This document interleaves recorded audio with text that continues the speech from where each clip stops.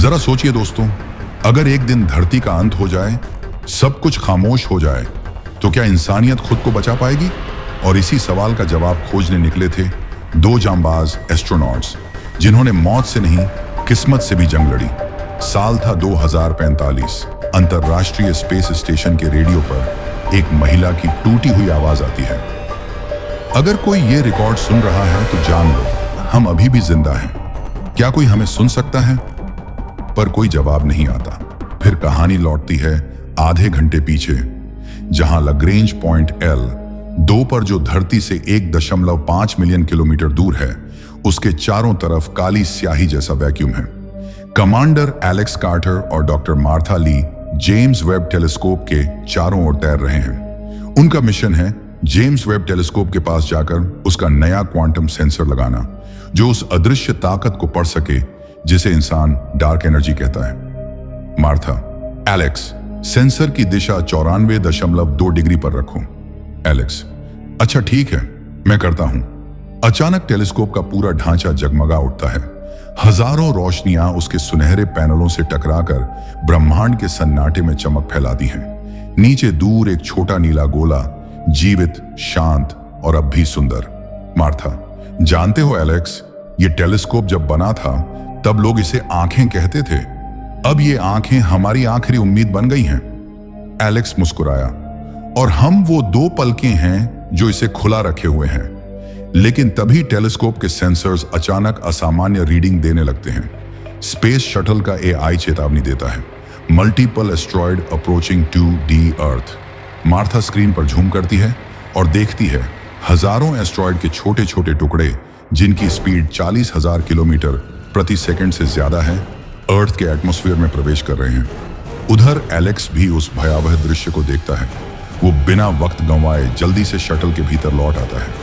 Alex, अगर ये atmosphere में घुस गए तो मानवता का अंत तय है। दोनों तेजी से टेलीस्कोप का लाइव फीड खोलते हैं। स्क्रीन पर अर्थ दिख रही है, नीली, जीवित, खूबसूरत।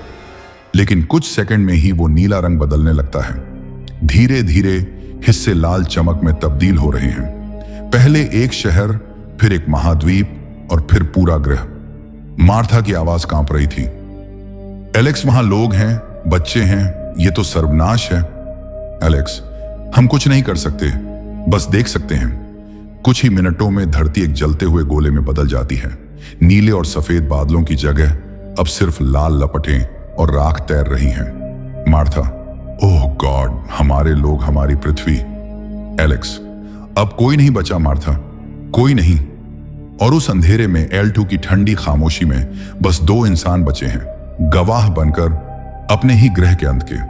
अब सभी कम्युनिकेशन चैनल्स डेड हो चुके हैं। नासा, ऐसा, इसरो, कहीं से भी कोई सिग्नल नहीं आ रहा।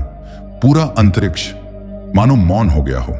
मार्था अंतरराष्ट्रीय स्पेस स्टेशन पर रेडियो के जरिए संपर्क करने की कोशिश करती है, पर वहां पर भी अब सब कुछ खत्म हो चुका है। एलेक्स कॉकपिट में बैठा है, चेहरे पर राख जैसी रोशनी, लेकिन आंखों में एक दृढ़ चमक बाकी है। वो धीरे से कहता है, मार्था, हमें टाइटन जाना होगा। Martha, Titan? सैटर्न का मून? एलेक्स, हाँ, वहां नासा ने 3 साल पहले हीलियोस कॉलोनी बनाई थी। करीब 500 लोग रहते हैं वहां, आर्टिफिशियल डोम्स के अंदर, टाइटन की बर्फीली सतह पर। उन्होंने मीथेन को ऑक्सीजन में कन्वर्ट करने वाली बायो रिएक्टर सिस्टम्स बनाया था। वो टाइटन को इंसानों के रहने लायक बना रहे थे। मार्था, वो कॉलोनी अब तक चालू होगी? एलेक्स, अगर उनके रिएक्टर्स अभी भी एक्टिव हैं तो हाँ। मार्था, लेकिन सैटर्न यहां से लगभग 1.5 अरब किलोमीटर दूर है। वहां तक जाने के लिए हमारे पास फ्यूल नहीं है। एलेक्स, ऑरोरा 7 शटल केपेबल है। अगर हम जुपिटर का स्लिंग शॉट लेकर उसकी ग्रेविटी का इस्तेमाल करें तो शायद हम वहां तक पहुंच सकते हैं। मार्था, और अगर फेल हुआ तो? एलेक्स, तो हम वैसे भी अकेले हैं। मार्था खिड़की से बाहर देखती है। वो जगह जहां कभी धरती थी, अब बस राख और लपटों में लिपटी एक बूझी हुई याद है। मार्था, ठीक है कमांडर, चलिए घर से दूर एक और घर ढूंढते हैं। दोनों चुप रहते हैं। फिर एलेक्स सीट बेल्ट बांधते हुए कहता है, let's give humanity one last try. Shuttle धीरे धीरे टेलीस्कोप से दूर जाता है और इस तरह वो दोनों निकल पड़े एक ऐसे सफर पर जो एक तरफा था, और पीछे रह जाती है एक ऐसी दुनिया जो कभी उनका घर हुआ करती थी अब बस एक याद बन चुकी थी। स्पेस में सफर करते हुए 30 दिन बीत चुके हैं। शटल के पीछे मिल्की वे का आर्क दिख रहा है। दोनों कॉफी पीते हुए विंडो से बाहर देख रहे हैं। मार्था, क्या तुम्हें डर नहीं लगता?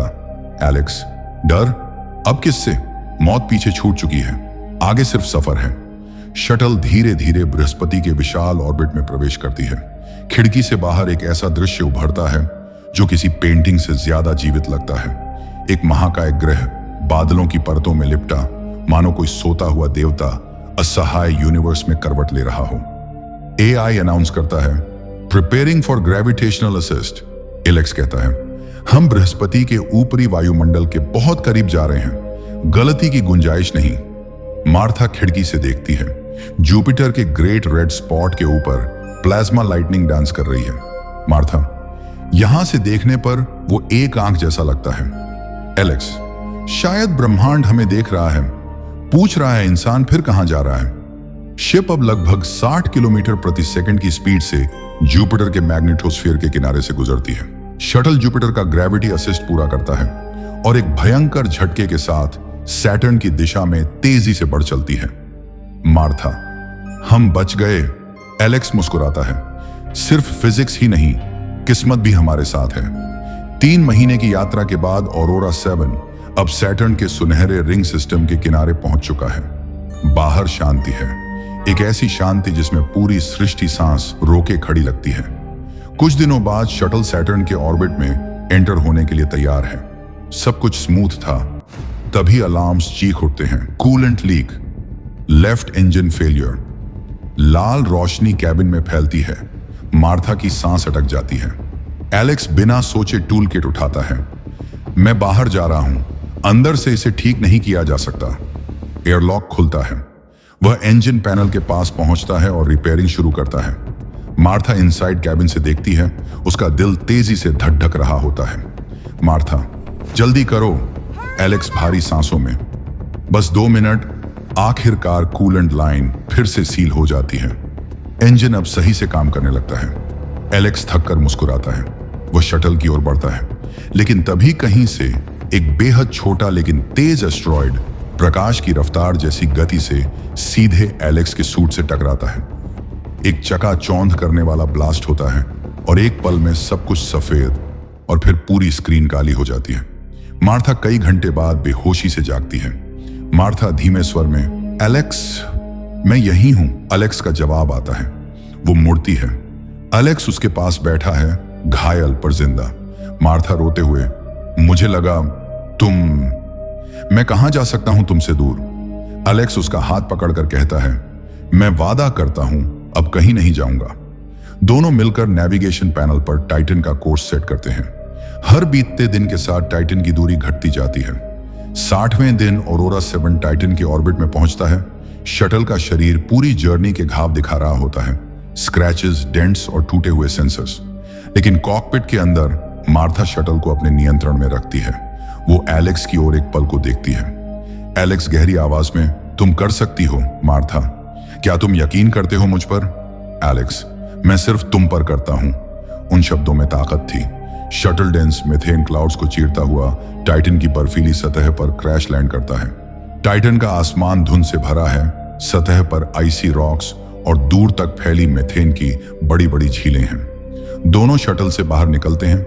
मार्था कहती है, एलेक्स, हम टाइटन पर हैं। एलेक्स सिर हिलाता है। मैंने कहा था तुम कर लोगी। वे दोनों टाइटन की सबसे विशाल झील क्रैकन मेयर के किनारे बैठते हैं। एक दूसरे के हाथों में हाथ डालकर डूबते हुए सूरज को देखते हैं। कुछ देर बाद वे उठते हैं और आगे बढ़ते हैं।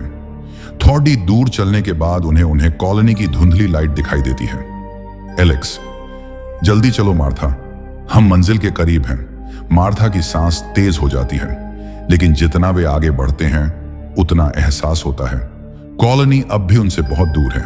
वे कॉलोनी की ओर बढ़ ही रहे थे कि अचानक पूरा आसमान ब्लैक क्लाउड से भरने लगा। टाइटन का सबसे खतरनाक तूफान मीथेन स्टॉर्म उनकी राह में उतर चुका था। ऑरेंज डस्ट उसके चारों ओर घूमने लगती है। मार्था, कुछ दिखाई नहीं दे रहा है एलेक्स। एलेक्स जवाब देता है, मेरी आवाज का पीछा करती रहो। वह धुंध के बीच आगे बढ़ता है और मार्था उसकी दिशा में लड़खड़ाते कदम रखती हुई आती है। हर कदम के साथ तूफान और तेज होता है। मार्था थक कर, एलेक्स रुको।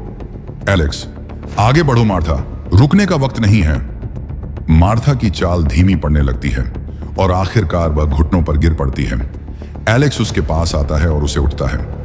टाइटन के घने तूफान को चीरते हुए मार्था लड़खड़ाते कदमों से हीलियोस कॉलोनी के करीब पहुंचती है। उसकी सांसें अब भारी हैं। आखिरकार वह विशाल मेटालिक गेट तक पहुंचती है। उसकी उंगलियां कांपते हुए गेट पर नॉक करती हैं।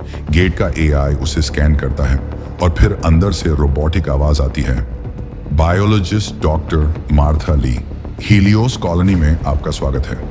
गेट खुलता है। मार्था भीतर कदम रखती है, थकी, टूटी लेकिन जिंदा।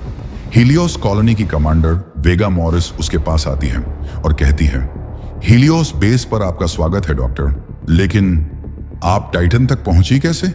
वो कांपती आवाज में बोलती है, हम दोनों यहां तक ऑरोरा 7 से आए हैं। कमांडर वेगा ठिठक गई। कौन दोनों? मार्था, कमांडर एलेक्स कार्टर, वो मेरे साथ है। मार्था डरते हुए पीछे देखती है, लेकिन वहां पर कोई नहीं होता। पीछे सिर्फ धुंध थी, खालीपन था। वेगा अपने कंट्रोल सिस्टम में ऑरोरा 7 का डेटा स्कैन करती है। तब हमें पता चलता है कि इंजन का कूलेंट ठीक करने के दौरान ही एलेक्स मर चुका था। एस्टेरॉयड इंपैक्ट ने उसके सूट को तुरंत ब्रीच कर दिया था। मार्था की सांस रुक जाती है। वेगा कहती है, मार्था, तब से अब तक तुम्हारे मन ने एलेक्स को जिंदा रखा था, शायद सर्वाइवल के लिए, शायद प्यार के लिए। कमांडर वेगा धीरे से मार्था के कंधे पर हाथ रखती है। शायद कुछ रिश्ते सिर्फ शरीर में नहीं रहते, वो यादों में रहते हैं। मार्था की आंखों में आंसू चुपचाप बहते रहते हैं। कहते हैं, कभी कभी सितारे सिर्फ रोशनी नहीं देते, वो किसी अधूरी कहानी का वादा भी निभाते हैं। दोस्तों, अगर आप ऐसी ही साई-फाई कहानी देखना चाहते हैं तो चैनल को सब्सक्राइब करके हमारा साथ दें और वीडियो को लाइक और शेयर करके सपोर्ट जरूर करें। आज की कहानी यहीं खत्म होती है, अगली यात्रा जल्दी शुरू होगी।